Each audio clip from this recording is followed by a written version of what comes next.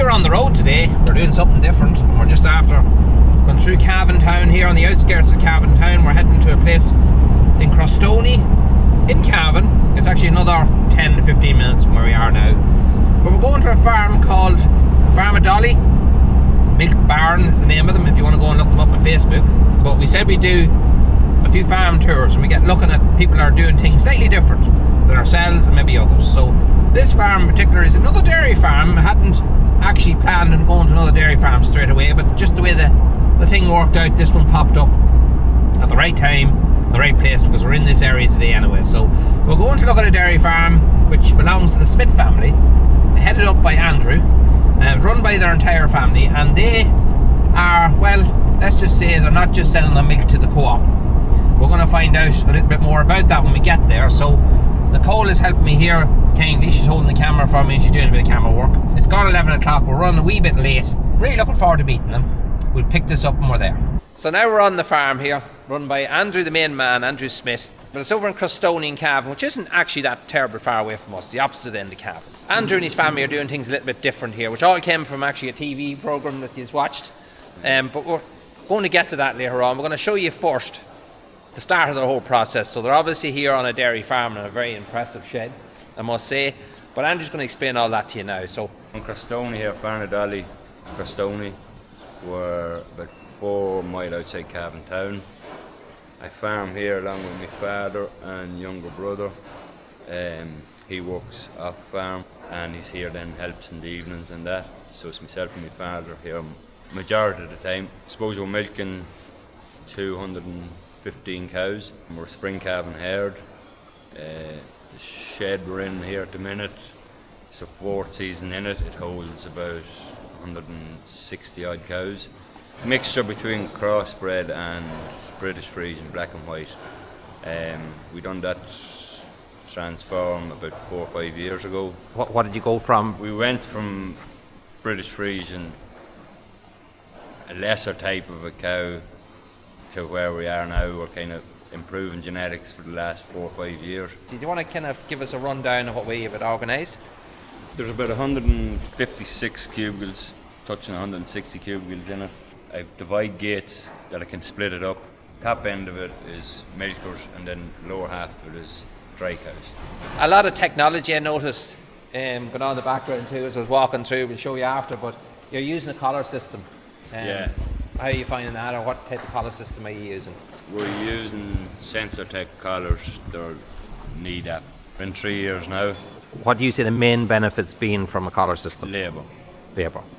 Yeah. Like you don't need an extra pair of eyes or an extra pair of hands in the parlour to jump up and be looking to see is the paint rubbed off. That eliminates all of that. If a cow's dull or is a chill, it'll pick her up straight away, like, because her rumination is down, so it's showing you straight away what it's. The one thing I noticed, you've a lot of cubicles to bed.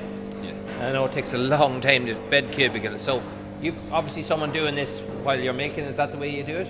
I was going around doing them with a scraper and bucket, and it was taking probably about an hour and a half to do them. Right. So I suppose it wasn't in the shed a month and I took the decision to get a Q-bed.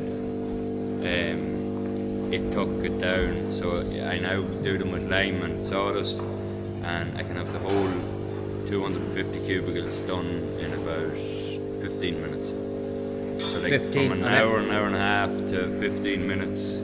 And without breaking a sweat? Yeah. That must be the big thing. Oh yeah. Like when it came, it was like a dream. Yeah. Leave the system simpler and that you're not out working all hours. Which most people are guilty of. Yeah. So just as we're out of the cow shed, we just had a conversation here about it off camera, but you have a drafting system in here. How you find it? Because I know it's getting very popular, even around my own local area, a lot of men putting in drafting systems. So yeah, it's a dream come breeding time. Like, it's type in the numbers and cows waiting for you as you come out after milking. Like. And even if cows sick or that, you know, just put the number in the pit. You don't have to get up, jump up, try and open gates, get her out. Yeah. It's a great system that way. Like. When you say put in numbers, you're talking about the collar system then? Yeah, well, the collar system, but it's an EID tag that's in the cow's ear as well. So the collars and the gate is actually linked, but you still have to have an EID tag in the cow's ear, like it's a button tag. It's the same what you're putting in now, calves, the ID tags. They read them. Yeah. But when we put the gate in first, we had to put in buttons. Like older cows wouldn't have had DID tags. We had to put buttons in and then correlate them with the drafter. Actually, just before we go, we're going to look at the calving pens. We noticed this machine is gone now. It left us, it must be shy. But you have a Lely system for cleaning your slats and cleaning out your cubicles. What system are you using? It's Lily Collector. It's another Calving saver as well, like from having to scrape out passages. It's working away there every day without having to see where it is, unless it's stuck somewhere. There is a sprinkler on that as well, on the front and back. Okay. So it'll sprinkle out a little bit of water, only on the slatted areas. It doesn't do it on the solid areas. Yeah. Because it'll be gathering up nearly too much water as it's gone up. On the slatted areas, it leaves the surface like new, like, you know, it just leaves a lovely clean finish every time it goes. We're just coming straight from the cow house behind us. And Andrew, do you want to just explain a bit about your calving pens and the layout you have? 5 calving pens in total. Most of the cows, as they're coming close to calving, they'll be always kept in this cows here. And then as they're coming near days, a couple of days before they're going to calve, they'll be moved in to this big pen here. As the calvers were here during the day, cows are calving, a lot going on. So I'll move them into the 3 separate calving areas if needs be. Calve down in there as well, because that'll be all straw bedded. So, in case you can't see it in the camera, there's the parlour up there. So as they're calving, you're right beside the parlour, just to hunt a cow in, straight into the parlour as soon as she's calved. So everything's very, although you have a lot of animals, everything's very compact. It's, I suppose, the way we designed it at the time we were doing that shed. We designed it kind of that we wanted it all kind of together, instead of going on out into a greenfield site. Like bringing cows a big journey to milk, it's an extra job, so if we could fit it in here, we fitted it in. So you can see even in your yard there, the amount of washing and stuff, you don't have to do a huge amount for that number of cows. No. You kept it small because they're constantly moving back in as their milk like. Yeah. I'd still like a bigger collecting yard if possible, like, because when we'd have all calved down during the summer, it is tight enough, like, because we come in through the shed, and I don't know, a lot of people don't like coming in down through a shed because cows are going up in cubicles and whatnot, but it's not the end of the world either, like. But I suppose where the parlour is situated, it's going to be hard to do that now, the way I have sheds laid out around it, but look, I wouldn't say no to it, put it that way. So Andrew, we're at your milking parlour here. Want to explain what you have? Full wood, 15 unit doubled up. There's cluster removers on it, there's milk indicators, automatic meal feeding, air gates front and back, headlocking system.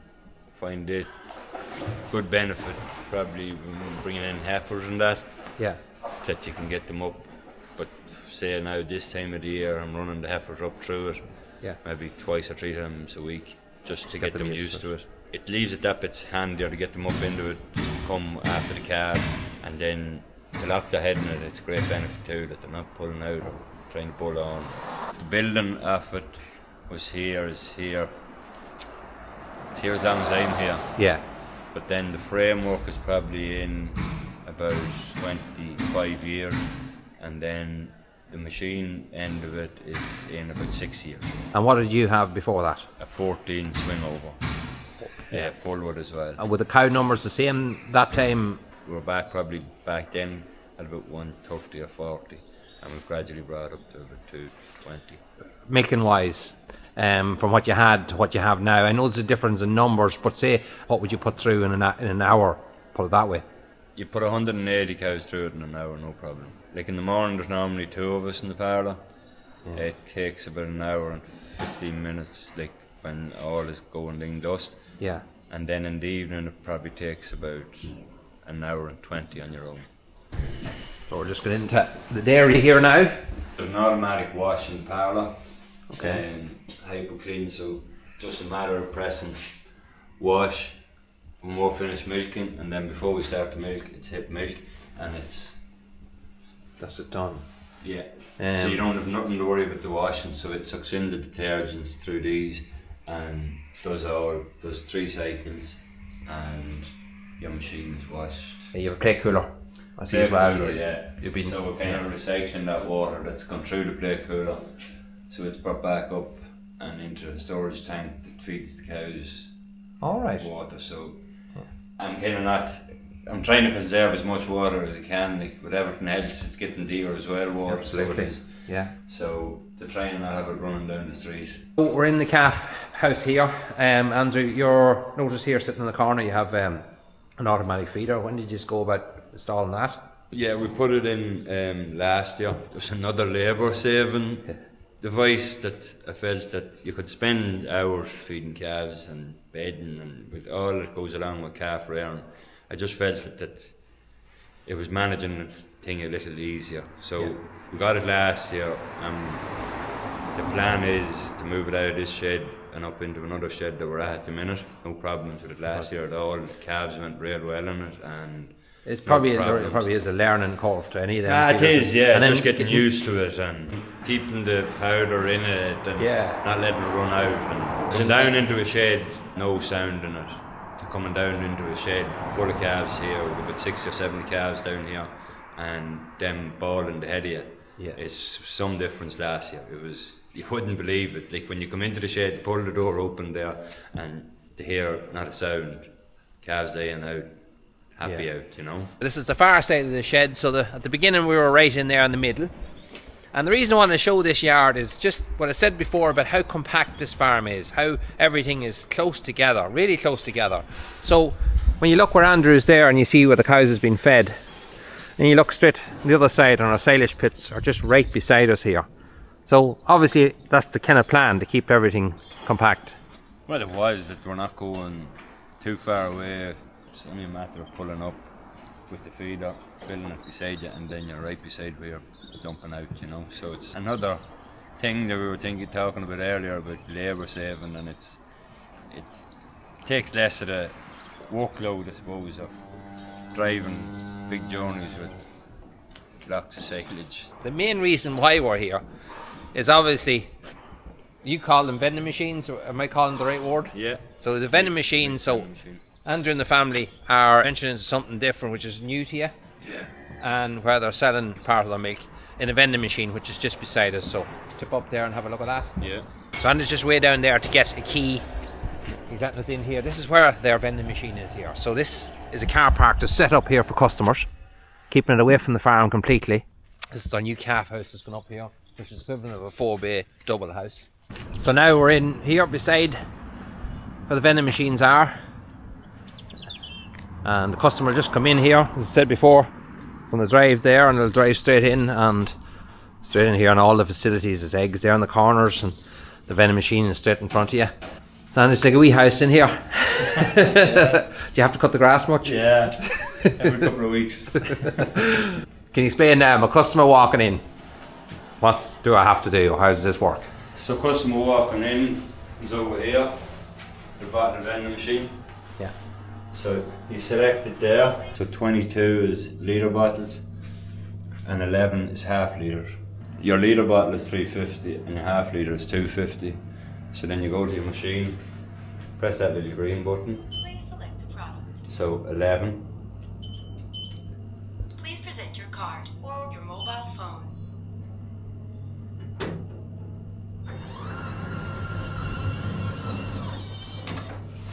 And back out. Yeah. And that's your bottle. The normal milk and milkshakes. So we can have 8 different flavours of milkshakes. 4 this side, 4 that side. Yeah. And then your normal milk and both, obviously. The flavoured milk, is that popular? Do you find that? Yeah. Flavoured milk's a big seller. A lot of people have come back and said like it's a great way for the wee ones to get milk into them. When I was younger, I was told anything that tastes good is bad for you. At least it tastes good and it's going to do you good. Yeah. Like so, yeah. And any particular flavour? I suppose strawberry and chocolate is the 2 main flavours. The strawberry, chocolate, mint and bubblegum. We're actually out of bubblegum this evening. Okay. And then this side you have Milky Bar, candy floss, banana and vanilla. So I can mix it up. Normally we'd have strawberry and chocolate on both sides because it's the biggest seller. and most popular. But over the Christmas we kind of just got a few different flavours, and we kept this side nearly just for changing up the flavours, and then that side with your normal ones that we have all since we started. They're the 4 that we've had since we started. It's pasteurised, but it's not homogenised, so we're not taking anything off the milk. Yeah. You So know, you have full fat. Yeah. Okay. What would you like? Strawberry. Press to start.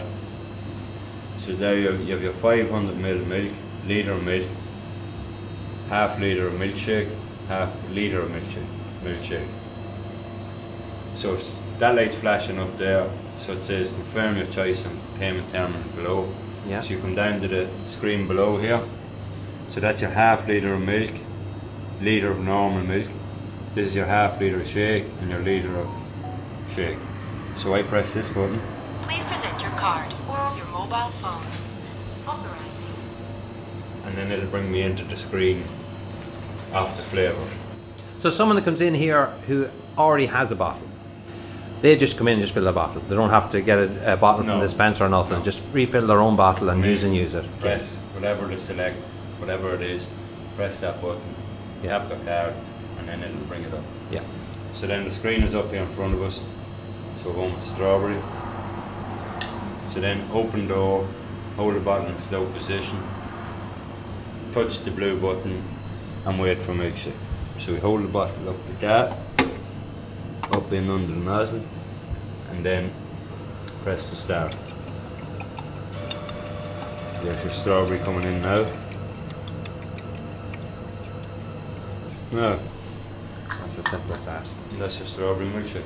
Like we have a sign up just to please close the door, because it does a rinse after every flavoured milk.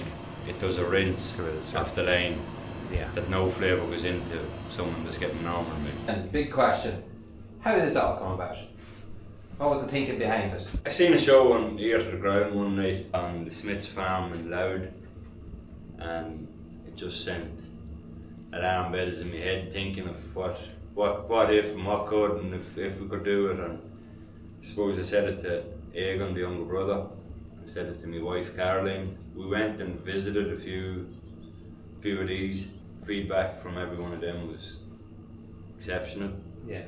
And I suppose we said to ourselves that we'd give it a go. My father was a kind of spectacle of it at the start, but he wasn't long term from when we opened until now. Like, it's been going great. Then I suppose we have a great tourist attraction beside us, Killikeen Forest Park. Yeah. And there's Caboo in it as well. So we have people coming from all around the country that's going down there to them chalets, just calling in just to see what's going on. Like, and it's great. Like the first few days we stayed at it, we were about here, and the amount of people we talked to was unbelievable. Like, and it was great to meet all the people that came. So many people in Ireland at the moment doing something similar. There's about 16. Is that all? Yeah, there's about 16, and we're in a group, a milk vending Ireland group. Any problems, any issues that someone has, they pop it up a message and see. Like, it's great. All of them people that we went to have been phenomenal and helpful to us, like, getting this set up and getting it open. It sounded like you've done a lot of homework. Yeah. It wasn't something you just decided to do overnight. The thought came, the seed was there, and you've done a lot of homework going around. And I suppose for anyone starting a new business, that's the way to go about it. Research and nothing beats going and seeing it in other places, like where it's happening and working. You know what I mean? I agree 100%. Yeah. Can't go without saying about my sister. She was Orla. She's great. Has been phenomenal and helped us. She works in a factory down the road, ice cream treats. So she was well in the know with the testing regime and all that, the HAP plan that we had to do up and all that kind of stuff.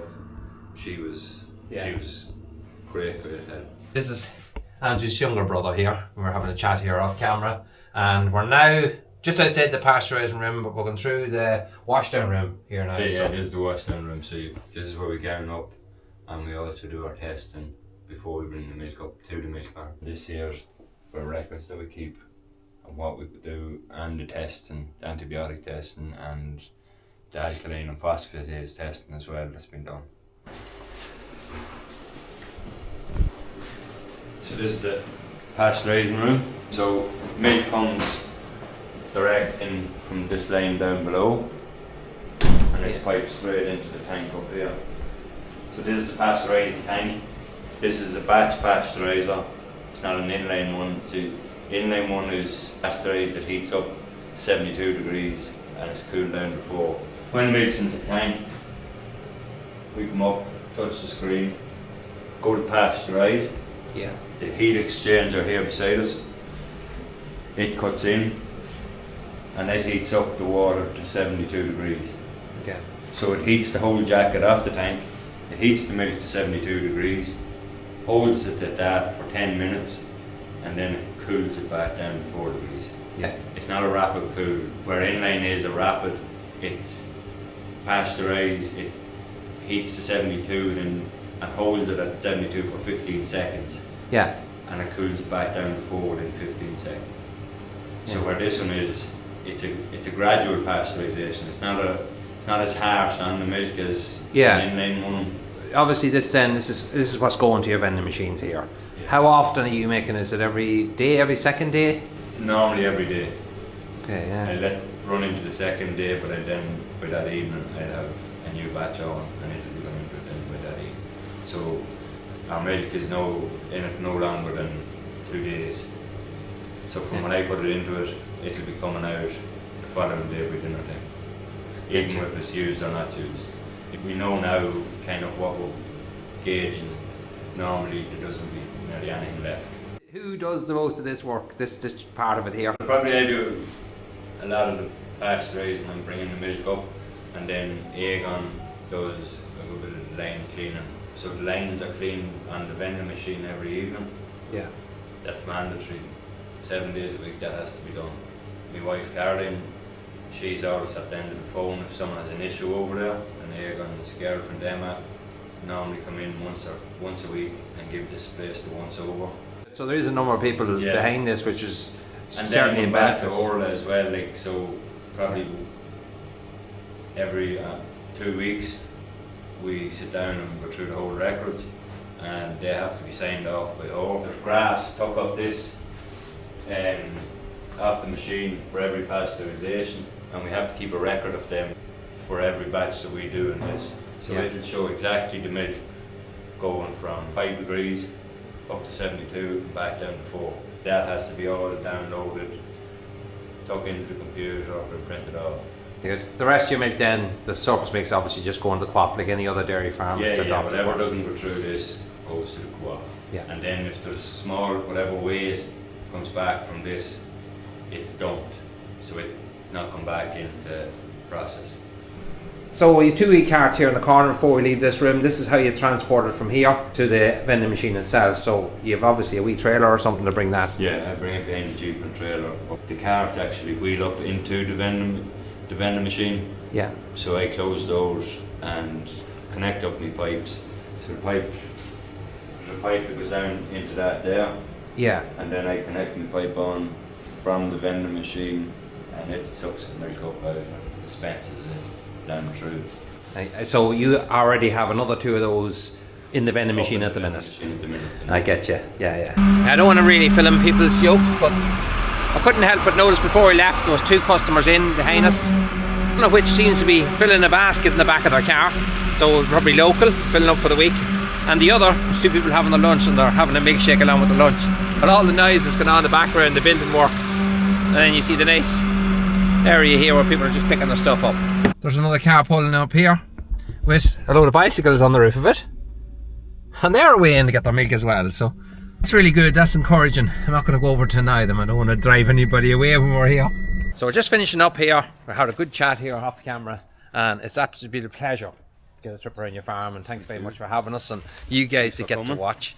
I wish you all success going forward. Once we're in Cavan Town doing a bit of shopping, we're going to come out. We have a few bottles going to do anyway, and we're going to refill them. So if you're in the area, you go and check them out. What's your Facebook pages? Farnadolly Milk Barn on TikTok. Instagram and TikTok too. I'll share a link if you want to go and check them out. And if you're in the area at all, tip out, give them a bit of support and check it out for yourself. You'll be impressed. That's for definite. Thank you very much. Cheers, Adrian. Thank you. Pleasure.